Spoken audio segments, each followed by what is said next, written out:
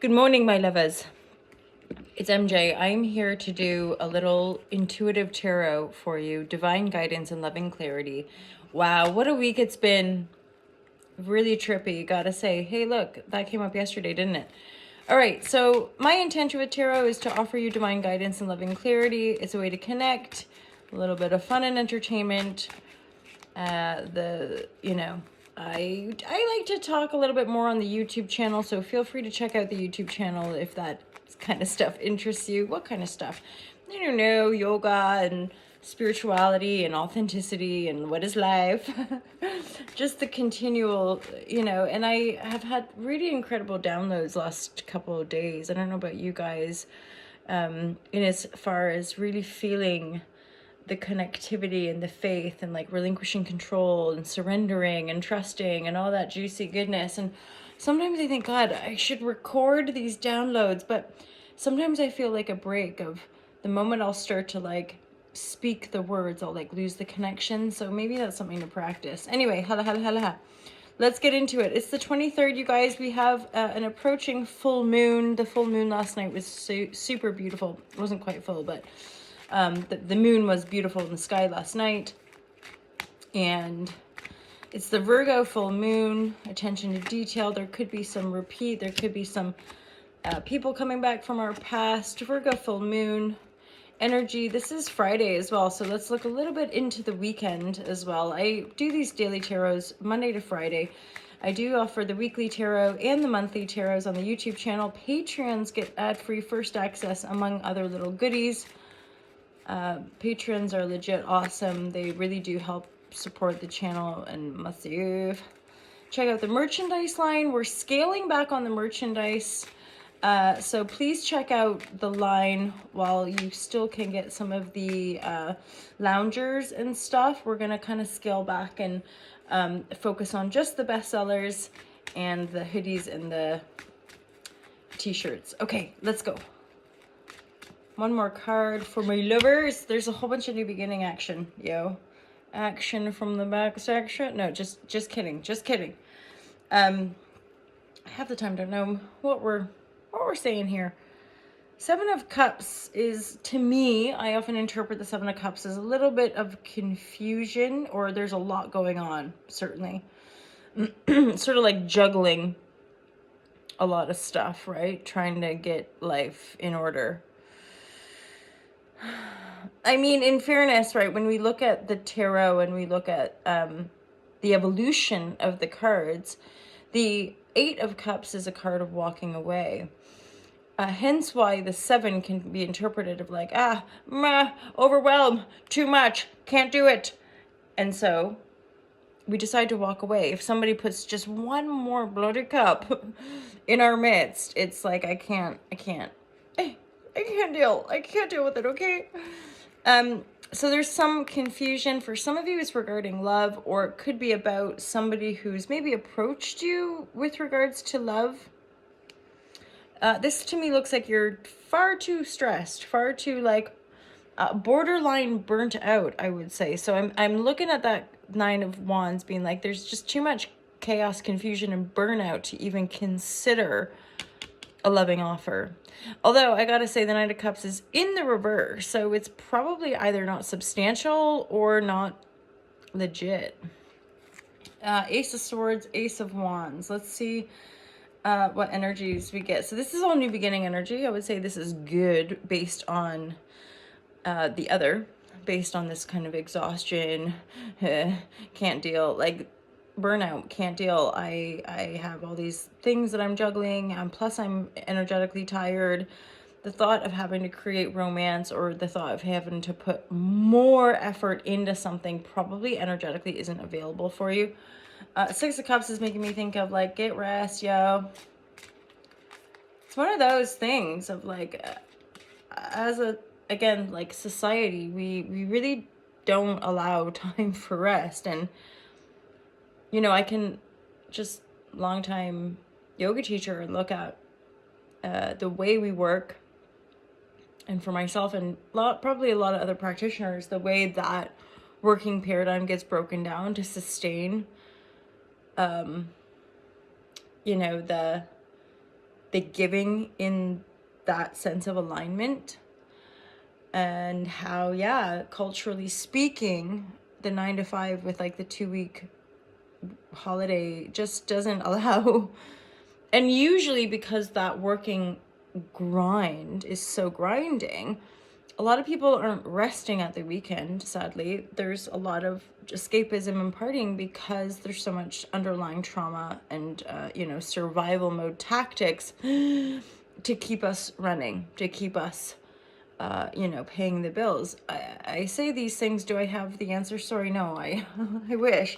Maybe I'm sure I could ponder it or ask the cards perhaps. However, in this situation, this is like, I've got too much going on. I can't put it here and I can't dedicate it here. However, there's new beginnings coming in, and the new beginnings are reigning supreme right now, for sure. They might offer a new way of working, a new perspective around work. I feel like some of you might have a bit of a pattern break that allows you a shift of focus, a shift of perspective that kind of liberates you from a lot of this chaos or a lot of this confusion or a lot of the burnout. Because if you change the way you look at things you look at change. But no, this is more to do with the way you're working. Something about your approach or the way you're working feels like it's going to change. It feels like you're getting some sort of inspirational new idea or new thought form or just new perspective that's like, oh my God, why couldn't I see that before? And again, I feel relieved from that. Relieved? I feel relieved from that. So, a lot of hard work, probably overwhelm, exhaustion. I can't deal. Like, just kind of feeling like the end of the tether, right? To the point of like even putting the work into the fun stuff or the romantic stuff. You're like, I can't. I just need to sleep, or I need to. Burnout can often lead us to make really weird decisions as well. But I kind of get a sense of leaning into good friends and family is going to help bring about these new beginnings. Like just being able to be vulnerable with a friend. Being able to talk to the people in our local community. It's like one of those things when we're dealing with something kind of off or corrupt and we have to go to citizens' advice or genuinely like call our parents or call our friends. This is leaning into those relationships that support us, that are intrinsic to our well-being, right? It's like there's this joyful essence in being able to share more vulnerably. I've felt these things coming up before. Maybe, and this is something connected to the Virgo moon, but just sharing vulnerably, basically, right? Being honest. This is where I'm at. This is how I'm feeling.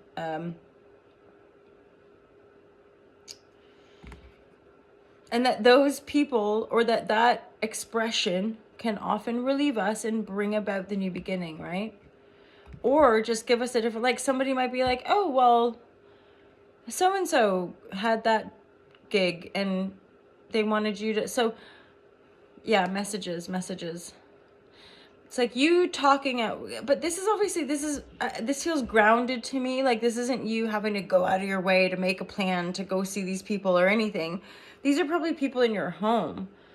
This is like talking to your brother or sister, talking to some of your best friends, talking to the people in your world, really, that support you, that open you up, that make you feel a part of it all as well. I also want to say people that let us dream, people that allow us to vision and focus on our dream life. The people that want the best for us, basically. And that there's likely going to be new ideas, new dynamics of exchange that help you shift the perspective around work. In the short term, like as in this weekend, I'm thinking that this shift of perspective is just going to help you come out of this feeling of like frazzled, burnout, overwhelm. Frazzled, burnout, overwhelm, can't deal. It's like share the load a little bit, right? Allow the body mind to just decompress and come back into a slightly more rested state. Bosh, ideas, and very likely a new way of working, if not like quite radically, or a pause, you know, like I would say that Eight of Pentacles, definitely something changing. Yeah. And for some of you, I think this is resonating because you're like, yeah, I can't, as in I've already left that, or I've already made that change, or I'm not working like that. Like I've chosen not to work like that. So because I'm exhausted. So again, the new beginning is coming in.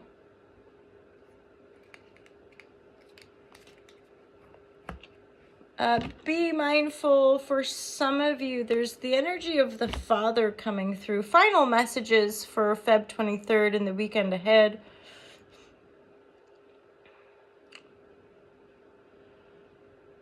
Something about the Father and abundance. Some of you, there could be an inheritance connected to the Father or Father figure.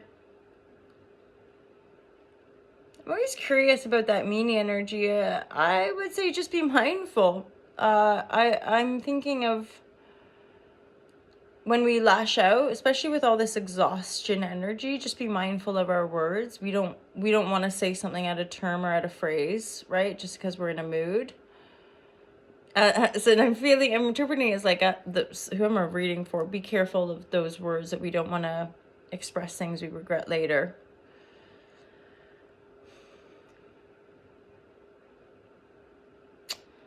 I'm going to leave it there, you guys. Sometimes there's lots of messages that come through, but, you know, we have to keep these fairly shared for Instagram. So Hala Shazam, you guys. Have a wonderful day. Have a great weekend. I look forward to seeing you guys in the monthlies for month of March 2024 coming up on the YouTube channel. And look after yourselves, everybody. And I'm happy to be back. Thanks a lot for all your love and support these last few days. The body is definitely still mending. Wow. It's quite something to go through, isn't it? Anyway, have a great day, guys. Peace out.